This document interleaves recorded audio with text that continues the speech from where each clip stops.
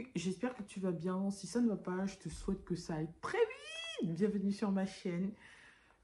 Tout d'abord, avant de te dire quoi que ce soit, je te souhaite une très belle et heureuse année 2024 parce que c'est vrai que ça fait longtemps qu'on ne s'est pas vu, que la dernière fois qu'on s'était vu, on était en 2023. Donc, je ne peux pas te revenir comme ça sans moi te souhaiter la bonne année.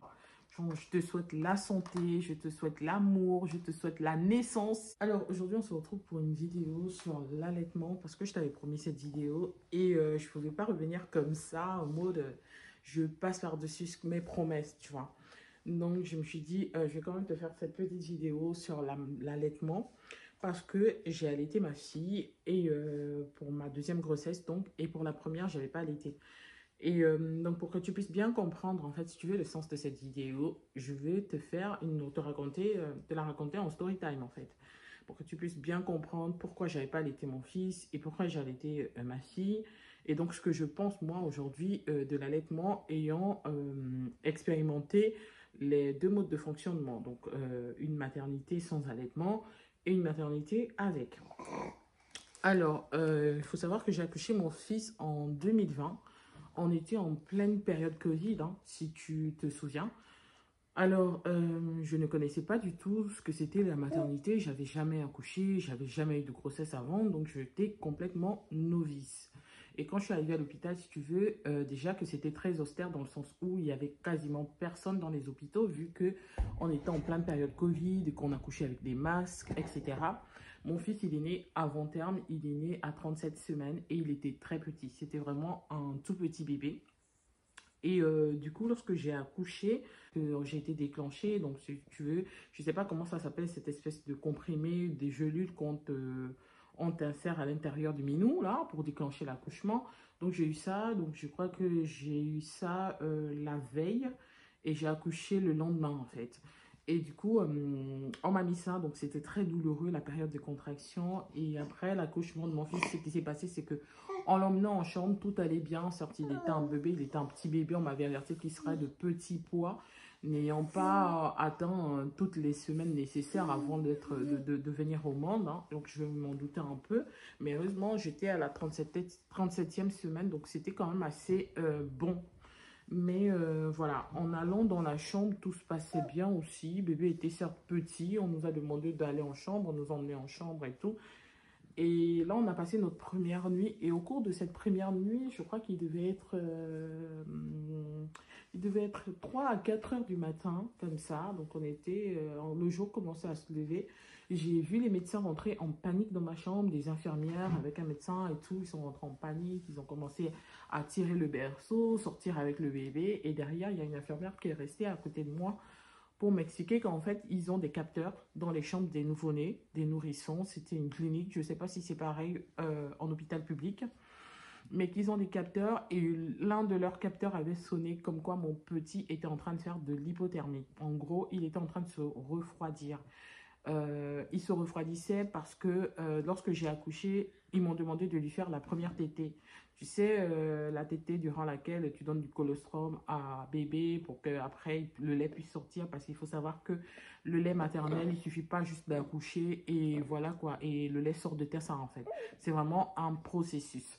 Et ce processus-là est long. Il n'est pas le même pour toutes les femmes et il n'est pas aussi rapide pour toutes les femmes.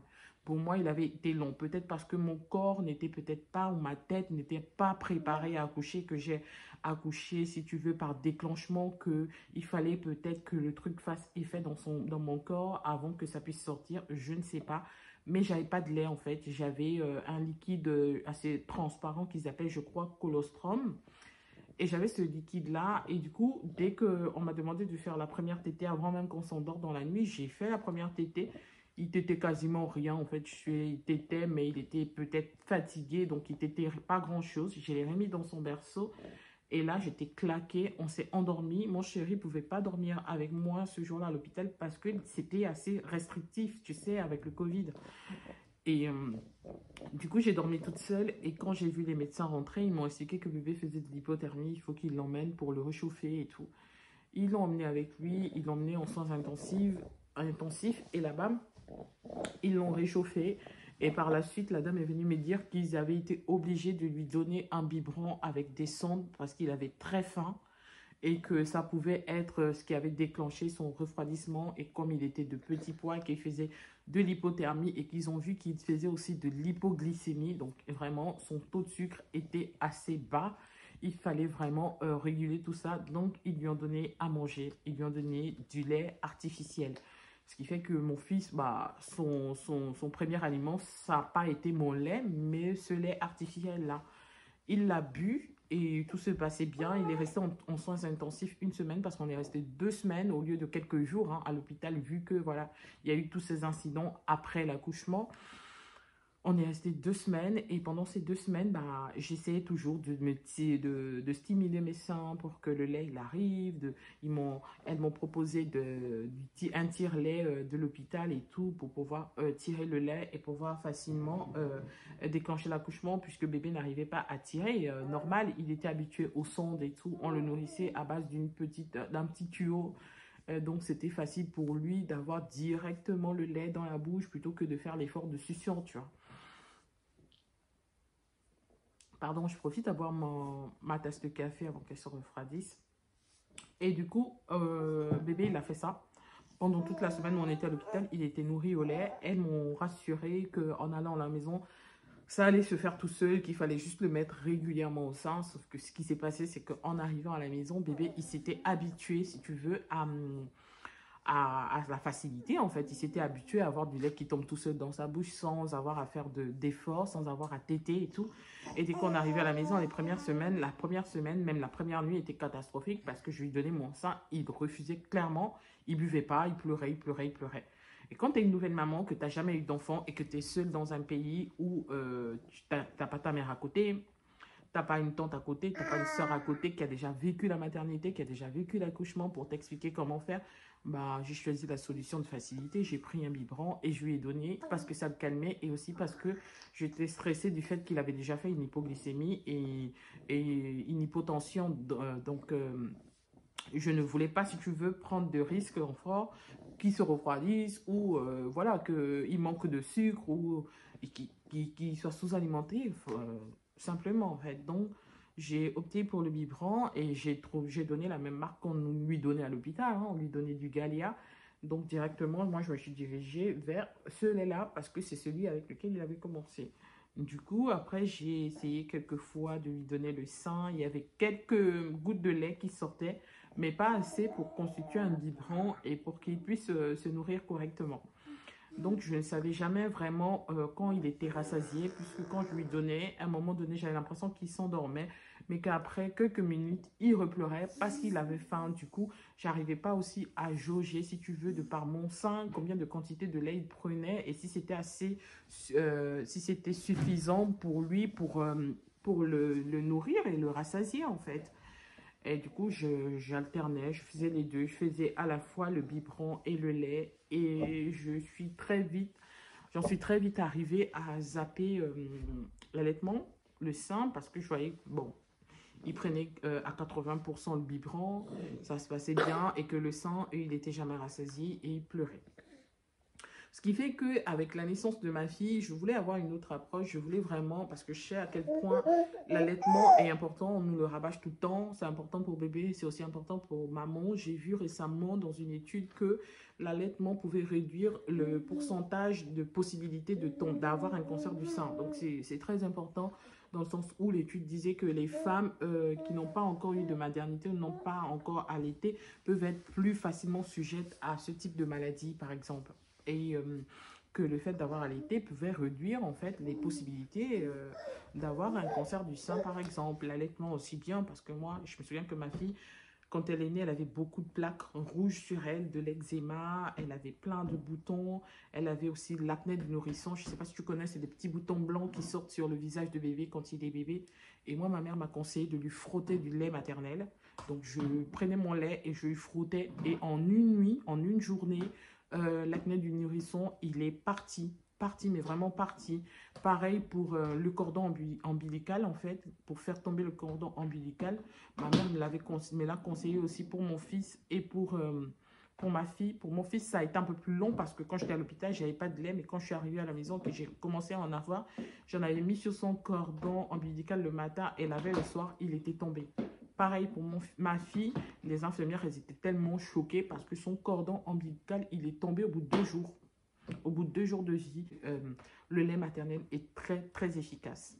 Tu le mets sans pour autant que ça touche, ça ne doit surtout pas toucher le sexe de bébé, ça doit juste toucher l'intérieur du cordon ombilical. Donc tu prends un compresse propre, tu prends ton sein et tu fais couler le lait maternel autour de la blessure du cordon et ça va tomber. C'est d'une dinguerie. J'ai fait ça et c'est très efficace. Donc c'est vrai que de par toutes ces expériences, je prends conscience que le lait maternel est vraiment indispensable pour un bébé, en fait. C'est que vraiment, c'est l'aliment oui, l'aliment ultime dont bébé a besoin. Donc, je me dis, je ne peux pas priver ma fille de ça. Déjà que par mon fils, je n'ai pas su comment m'y prendre parce que j'avais pas d'encadrement. Et là, je ne vais pas répéter la même erreur, sachant que je connais déjà un peu comment ça se passe. Donc, j'ai très vite mis ma fille au sein, sachant que ma fille, elle est née à terme. Donc, elle avait un bon poids pour son âge. Elle a tété, mais de malade. Hein. Quand on était à l'hôpital, elle tétait, elle tirait. Avant même qu'on soit sorti de l'hôpital, j'avais quand même déjà des ébauches de lait, si on peut dire. Et du coup, ça a été plus facile pour elle. Elle a eu du lait, elle a tété. Je lui ai donné du lait jusqu'à le sein maternel. Je l'ai allaité jusqu'à ses 6 mois. Et au bout de 6 mois, j'ai décidé de passer à une solution alternée, du genre d'alterner le lait et le sein. D'ailleurs, je le faisais même déjà bien avant les 6 mois. Je lui donnais quand même un biberon de lait artificiel en complément de mon lait parce que ce qui se passe, c'est qu'avec le lait maternel, on n'arrive pas forcément à jauger le niveau de satiété de l'enfant, en fait. C'était ça le truc, c'est que je ne pouvais pas jusqu'à présent savoir si elle est totalement rassasiée avec mon simple lait. Ce qui fait que moi, je lui donnais du lait maternel et du lait artificiel. Et on a fait ça jusqu'à ses 6 mois. Ça s'est super bien passé. Et là, elle est en sevrage. Elle est en sevrage depuis qu'elle a 6 mois. Elle prend du lait artificiel et là, depuis qu'elle a eu 8 9 mois, j'ai commencé à mélanger son lait avec des céréales. Donc, elle prend du lait mélangé avec des céréales, principalement des céréales neutres. Je ne prends pas des céréales au chocolat, je ne prends pas des céréales parfumées à la vanille, par exemple. Je ne prends pas des céréales au biscuit, c'est vraiment des céréales 100% céréales, quoi. Rien que du blé, du riz, tout ce qui est céréales. Donc voilà, c'est un peu mon expérience de l'allaitement et de la maternité. Donc si je devrais conseiller à quelqu'un comment accompagner les premiers jours de vie, les premiers mois de vie de son enfant, je lui conseillerais idéalement l'allaitement. L'allaitement si c'est possible, parce que rien, je crois que rien encore ici ne peut remplacer le lait maternel. C'est tellement indispensable pour l'enfant, pour l'avenir de l'enfant, pour la santé de l'enfant, qu'il faut un minimum donner le sein maternel à l'enfant jusqu'à ses 6 mois, quand tu le peux. Quand tu ne le peux pas et que c'est vraiment un cas de force majeure parce que tu es malade, parce que maman n'est plus là, parce que ça arrive, des mamans qui malheureusement n'ont pas l'opportunité de vivre leur maternité comme il se doit, dans le cadre des maladies par exemple. Ou même de la mort. Hein. Il y en a qui meurent en travail et que les bébés se retrouvent orphelins avec un papa, une tata, une maman et tout, qui n'ont pas d'autre choix que de passer au lait artificiel. Mais quand tu peux vraiment, que tu n'as pas de soucis de santé, que tu n'as rien, que tout va bien dans ta vie, comme tout va bien dans le meilleur du monde, patiente, mets ton enfant au sein tous les jours, le lait finira par sortir. Maintenant, il y a des personnes qui font le choix, pour des raisons esthétiques, d'arrêter d'alimenter leur enfant par le sein, d'arrêter de donner le lait à leur enfant. C'est leur choix. C'est franchement un choix. Ce n'est pas un choix que je ferais moi en tant que maman, mais c'est un choix que je respecte. Parce que c'est important, même si on ne comprend pas les autres, de respecter le choix de chacun. Donc voilà, c'était tout pour cette vidéo. J'espère qu'elle t'a plu. N'hésite pas en commentaire à me dire ce que toi tu penses de l'allaitement ou de l'allaitement du lait artificiel. N'hésite pas non plus à partager cette vidéo pour m'encourager. Ça ne coûte rien, c'est gratuit, c'est vraiment pour m'encourager. D'ailleurs, je voudrais dire merci à toutes les personnes qui laissent des commentaires sous mes vidéos parce que vous ne pouvez pas savoir à quel point ça me fait plaisir et ça me fait du bien de savoir que derrière le message que je vais faire passer, derrière l'accompagnement que je vais faire passer, derrière l'information que je vais faire passer, il y a des personnes réceptives en fait. Je ne vais pas faire ces vidéos pour le plaisir de filmer ou pour le fun de filmer. C'est vrai que ça me fait plaisir de le faire parce que j'aime être, je pense, derrière l'objectif comme ça pour parler, discuter, sachant que, comme tu le sais, je suis à l'étranger et que je suis seule, j'ai pas de famille ici. Et donc, mon seul moment d'évasion, bien même de communication, c'est quand je te parle comme ça me fait beaucoup de bien. J'ai l'impression que tu es là à côté de moi et qu'on discute et tout. Et du coup, ça me fait du bien de le faire. Donc, n'hésite pas vraiment à t'abonner si tu me découvres ou à partager cette vidéo à toutes les mamans, à plusieurs mamans dans le monde, particulièrement en Afrique, parce que c'est vrai que c'était un peu la trajectoire de ma page, l'objectif de ma page, parce que je pense que j'ai l'impression, je dis pas je pense, après je n'ai pas vécu dans tous les pays africains, mais le pays dans lequel j'ai vécu, où j'ai accompagné des frères, des sœurs, des cousines à la maternité, hein, où j'ai assisté, par accompagner, assisté, je voyais qu'on n'était pas assez édifié en fait sur ce genre de thématique, sur la maternité. On s'est dit juste on accouche et puis voilà. Mais je pense qu'on n'accouche pas et puis voilà en fait. Je pense que c'est bien de partager ces expériences, ces moments, parce que ça peut faire du bien et ça peut emmener une future accouchante, donc une maman qui est enceinte, à mieux apprivoiser en fait sa maternité et à mieux comprendre et à être préparée tout simplement à ce qui l'attend. C'est vraiment pas dans le but d'effrayer, parce qu'il y en a qui peuvent être effrayés par les récits de maternité ou d'accouchement, mais c'est vraiment dans le but, prenons-le dans le but éducatif en fait. Et c'est pourquoi pour moi c'est très important que tu m'aides à partager ma chaîne, à partager ces vidéos pour informer toutes ces femmes qui se posent plein de questions pendant leur grossesse, qui se posent plein de questions sur comment elles vont aborder l'allaitement ou non, si elles vont être jugées ou pas. Et j'espère que retrouveront un peu de réconfort dans cette vidéo et se dire que l'allaitement, comme la maternité, sont des mystères qu'on ne pourrait pas expliquer, mais que c'est bien que chacun l'apprivoise à sa façon, sans se mettre la pression et surtout sans se mettre la pression des autres. Parce que parfois, c'est surtout le jugement de l'autre qui peut nous amener à nous poser plein de réflexions ou même à paniquer en fait, alors que c'est tellement naturel et que les choses suivent leur cours. Donc voilà, c'était tout pour cette vidéo. On se dit à la prochaine pour d'autres talking, d'autres vidéos, d'autres partages d'expériences avec moi. Allez, ciao, bye.